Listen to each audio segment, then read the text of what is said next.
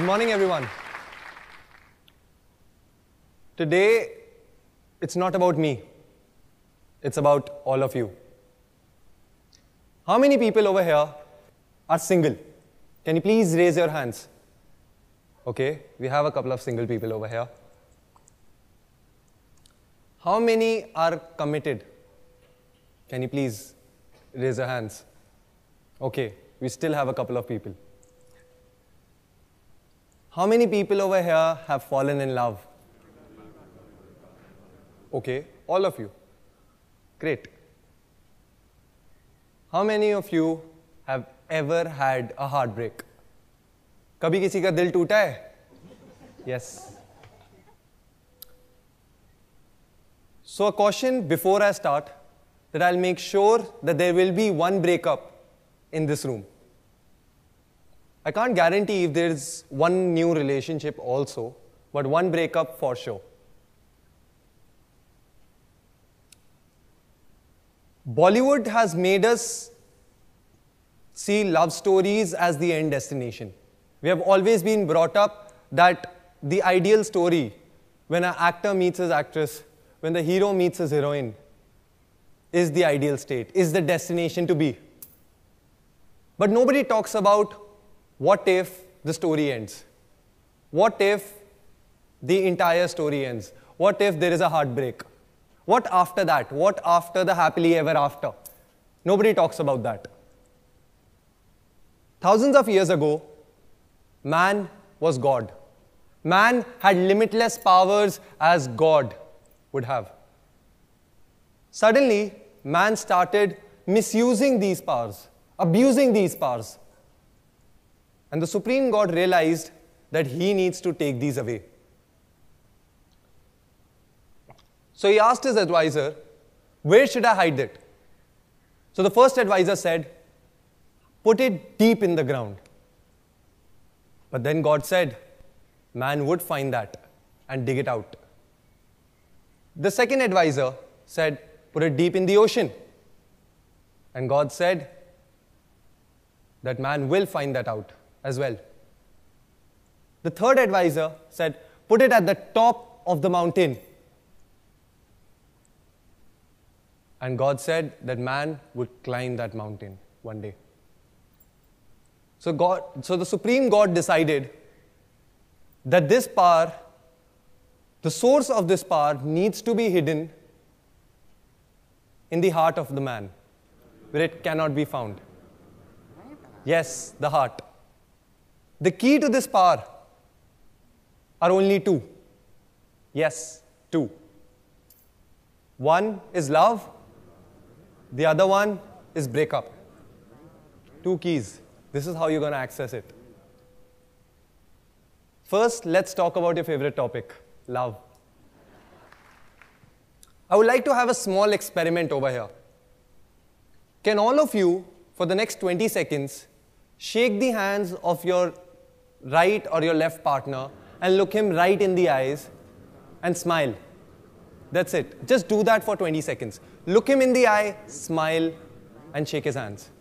I'm really sorry for the ones who don't have a partner beside them. Yeah. This is what love feels like. And this is what I call chemical locha. In small quantities, this is what love does. You can even feel good or take the same medication, if I may call, from chocolates. The same effect, you'll get it from chocolates. The same effect, you'll get it from gymming or exercising. Whenever you exercise, suddenly, after sweating, you feel like you can conquer the world. Suddenly, that dopamine rush, that is the small chemical locha I'm talking about. But let's talk about the bigger chemical locha, which happens during love. This chemical locha is highly contagious like every other virus out there. This emotional energy can be transferred from one person to another. Might be dreamy, right? This can't be possible. All of you must be thinking. Research has shown that man traps his energy or his emotion in his creation. The greatest artists of our time, the poets have transferred it to their poems, artists have transferred it to their paintings, entrepreneurs have transferred it to their startups. Whether it's a painting, a poem, a company, a book, a movement, even food, people do transfer their emotional energies. Still don't believe me, right? The Greeks call this meraki, the power of doing things with love. Why is your mom's food the tastiest? Just one answer, because it's made from the heart. That's it. That's the emotional energy which is there. That is why it is tasty. But there is a flaw in love. During love, you only do impossible things for your partner. That's it. Not for anyone else. Not even for yourself. You do it for the person you love. How many times you must have said, "Chand tare tod launga," or "I'll get the moon for you." Human beings have this ability to transform themselves into something they cannot do when they are in love, but only for that one person.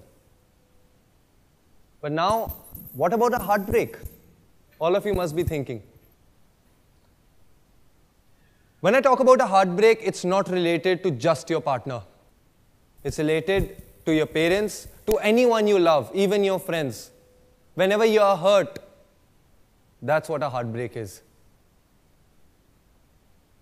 It can happen through three things. Either the person you love says no, they cheat on you, or they die. Just from these three things, maximum cases, this heartbreak can happen. So, I went down the memory lane to find my own answers. In 2005, at the age of 14, my first heartbreak, I created a sketch. Fine, great. Next, after 2 years, once again another heartbreak. Created a sculpture. Then, I dropped out from 2 different colleges. 2, not 1. Left my family business as well. My parents thought I have gone mad. They took me to psychologist or psychiatrist. You name it, I was there. I was with all the Swami, the Babas, whichever you can think of, I've been dragged there. In 2014, I created a painting out of thumb pins, 16,000 thumb pins. It took me 3 weeks and my fingers stopped working. The painting of Shiva and Shakti, the perfect duo. I didn't feel any pain. It was another energy which created it. Today, I've left 3 colleges, started and closed a lot of companies, written a lot of books, made a lot of paintings, created a lot of music, and still trying to break some world records out there. And I'm still 25. But I've just realized that whatever I've been doing from past years, there's a pattern to all of it. And the one common element is a heartbreak. Whenever I've been heartbroken, I've managed to do this. Plain and simple. That's it. That's what I saw after connecting my dots. I thought I was mad. And I was different. That what is this? So I just went out to find out whether it was just me or is it out there. I realized that the biggest artists in history, the biggest masterpieces are made after an heartbreak. Don't believe me, right? Mumtaz Mahal died in 1631. His husband, Shah Jahan, commissioned what today we call as the Taj Mahal for her. He spent 20 years and $1 billion just for her memory. Plain and simple, that's the power of a heartbreak. But that was, what, 400-500 years ago? Artists from across the world, whether it's Amy Winehouse, whether it's Alexander, whether it's Shakespeare, whether it's Adele, All of them have been showing their scars and telling the world that this is the energy which drives them. They are saying yes to scars. They are showing it off. They are not shy of it. The world was not changed by gurus, babas or swamis, but those who had emotional energy, who did not like what was going on. That is the truth. If you don't believe me, I would like to share an experiment with you. All of you, if you go back home or wherever you are, just go and try a heartbreak for yourself and then see it. I have experienced it, that's what I'm sharing today. How does a breakup actually feel? You must all be thinking, for those who haven't had it. During a breakup, you reach rock bottom. You're in the most depressed stage of your life. You're broke. You're in pieces. You're on the edge of a cliff. You have no shame, nothing left to lose. That's what the status you're in. And then there is a pattern in it. The first thing which you notice is that you're on the edge of a cliff.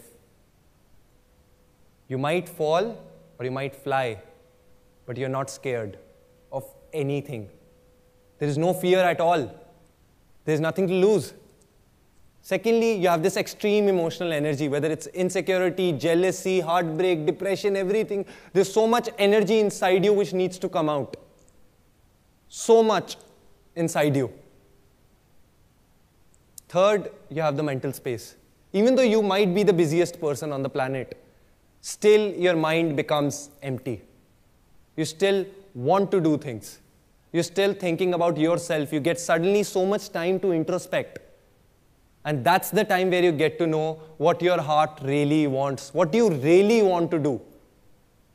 As soon as you get that emotional energy, as soon as you get that emotional mental space. So the formula is simple. No fear, lots of energy, and a free mind. Whichever success book you open today, that's the formula which exists. Nothing else.